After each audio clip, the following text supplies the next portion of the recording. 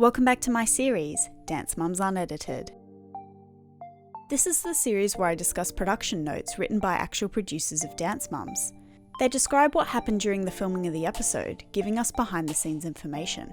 Today we're continuing with Season 5, looking at Episode 3. As always, there will be a link in the description box below which will take you to a PDF of these notes so you can read through them in further detail for yourselves.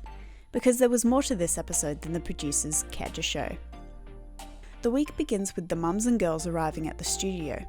When Abby calls everyone in for Pyramid, Holly asks if the mums can have a private conversation with Abby. She immediately says no.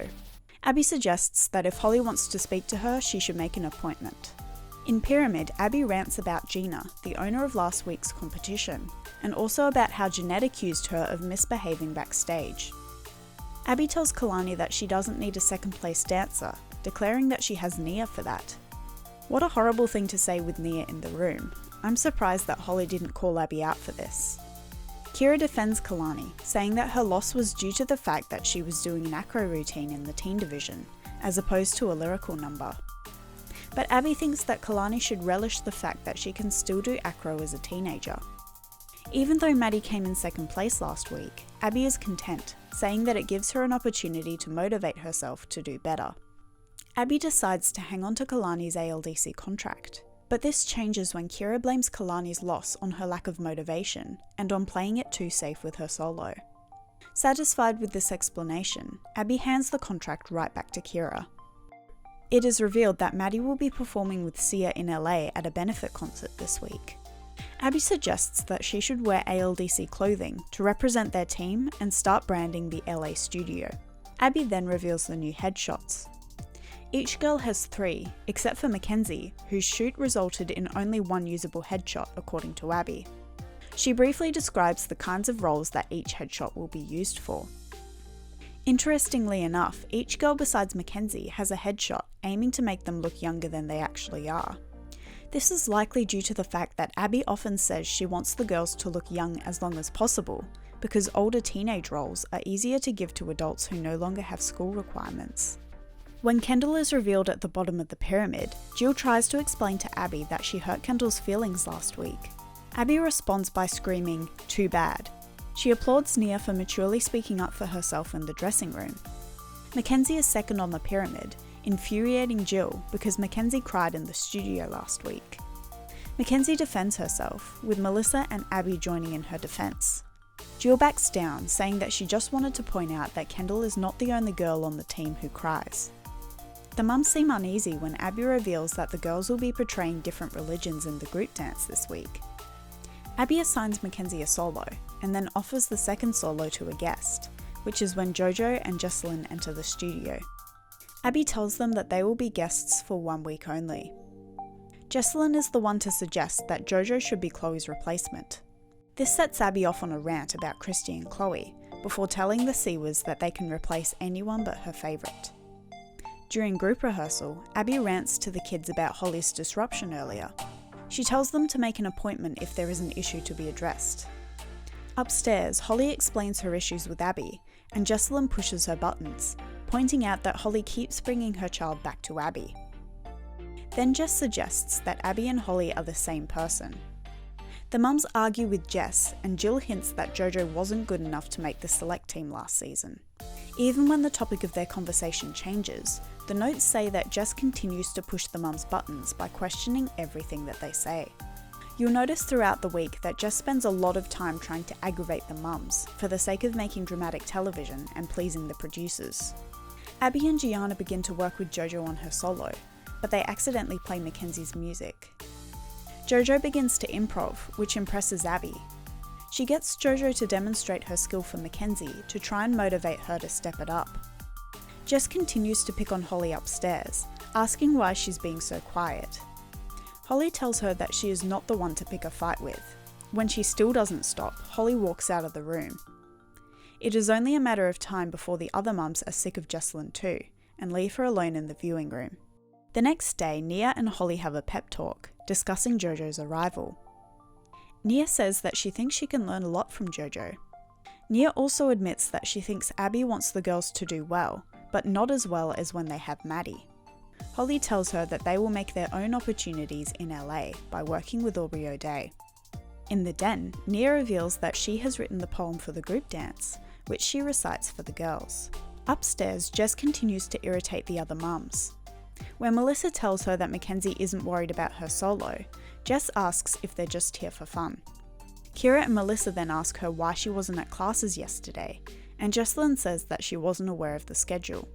The mums point out that if she really came to the ALDC for classes and training, then she would know the schedule. Jill explains to the other mums that she brought up Mackenzie's tears during Pyramid because she wanted to prove to Abby that all the kids cry and that they shouldn't be punished for doing so. As the girls stretch together, JoJo asks them if they think she can replace Chloe, but the girls tell her that no one is replaceable. Kira reveals to Jess that Ava beat Kalani last week. Jess points out how much younger Ava and Maddie are compared to Kalani. She says that the mums have a ton of excuses on this team, and starts to insist that the mums should be making their own costumes. The mums simply laugh at her idea, knowing that there is never enough time for that. In Mackenzie's solo rehearsal, Abby makes her and JoJo switch bows. Mackenzie stands up for herself, declaring that she'll have JoJo's personality, but she will also still just be herself. Running JoJo's solo, Abby complains that JoJo hasn't applied any of her corrections. She considers switching Mackenzie and JoJo's solos. Gianna plays a darker piece of music, which Abby likes better for JoJo.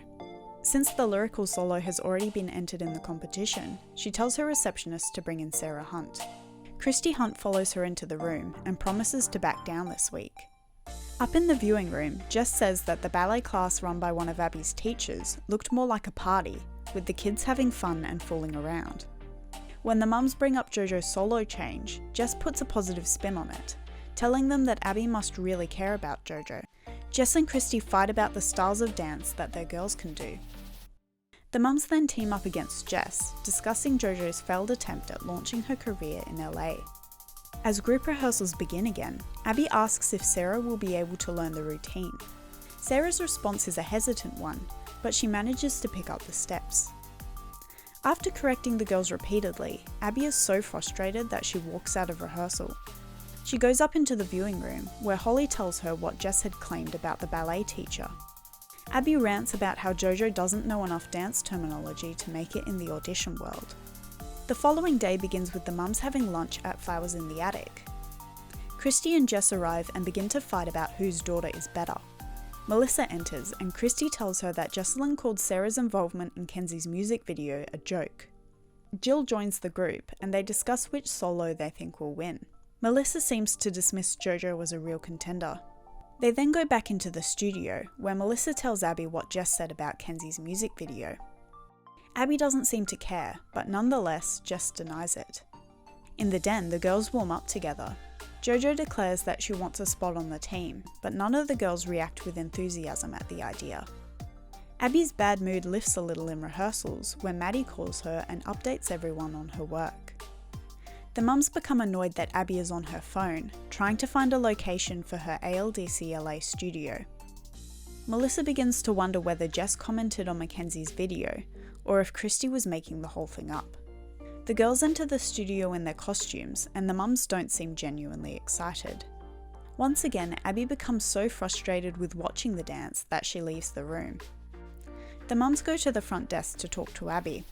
Abby tells them that she will not be riding the bus this week because she is receiving an award. As they get on the bus the following day, Melissa gives the guests a rundown of the bus rules, since Abby is absent. Getting off the bus, they run into Hayley Hulsman from AUDC, who walks in the venue alongside the girls. Arriving in the green room, Gianna explains that Abby will be late, and the girls explain that they think it's strange not having Maddie there. Jess enters, trying to pick a fight with Christy. She hints that she and JoJo will be staying on the team. Mackenzie calls Abby to find out where she is, but she doesn't answer. This raises suspicion about the possibility that she could be going to visit Maddie in LA. As Mackenzie is running her dance, JoJo shouts, "Booyah," causing Melissa to roll her eyes. The mums give their daughters pep talks before their solos. Kalani also gives Mackenzie a pep talk backstage. JoJo tries to say some encouraging words too, but Mackenzie and Sarah appear uninterested due to her overbearing confidence. After Sarah, Hayley, and JoJo compete their solos, Abby enters the auditorium. Jess is irritated that Abby missed JoJo's performance. Following Kenzie's solo, Hayley's mum Melanie tries to talk to Abby, but Abby dismisses her attempts, clearly not wanting to talk to her. Back in the dressing room, Jill tells Abby that Jess thinks that she will get a spot on the team. Jess doubles down, reminding Abby that she is short of a dancer. Abby says that dancers need to display etiquette and to not need babysitting. Melissa brings up Jess's comment about the music video, and Jess calls Christy a liar. Then the girls enter, and we get the scene where Sarah and JoJo talk about Abby's absence. When Sarah cries about Abby not getting to see her performance, Jill becomes frustrated that Abby is so nice to her, since last week she was so furious when Kendall cried. Abby gets the girls to report on their research for their roles in the group dance. Kalani doesn't have much to report other than demonstrating how Buddhists sit. JoJo says she only saw a few pictures of Muslims because her mother was afraid that she would see violent images online. As Kendall shares her research about Hare Krishnas studying in groups, Jill jumps in using the word commune, much to the annoyance of Abby. Nia explains Baptist Christianity, Mackenzie reports on Catholicism, and Sarah on atheism. Abby is disappointed in the older girls' research, telling them that they need to take these lessons more seriously. Jess and Christy keep fighting, so Abby gets involved. Abby tells the room about her high expectations for Sarah's career. She tells Jess that JoJo has an obnoxious attitude and that it might cause issues in her career. Before the girls perform the group number, Abby prays with them and tells the girls that her mother will be with them. After awards, Abby doesn't seem to care that the group placed second, happily strutting in the green room with a $500 check. As Abby congratulates the girls, Jess interrupts, telling Sarah that JoJo beat her score by 2 points. The show makes it seem like she said this to Christy, but she actually said it directly to an 8-year-old Sarah. No wonder the mums were so infuriated. Abby gets Kendall to act out another audition like she did last week, but this time she gives her clear instructions. Before the mums have the chance to scold Jess for her comment, Jess yells at Kira for not having her back. They all begin to yell over one another, and Kira decides to pack up her things. The other mums follow suit, collectively storming out of the green room and leaving Jess by herself. JoJo re-enters the room, and the two declare that they are determined to stay at the ALDC. And with that, we've reached the end of episode 3. Do you think Jess knew exactly what she was doing, stirring up all that drama the second she entered the ALDC? Let me know in the comments below. Thanks for watching, and I'll see you next time. Bye.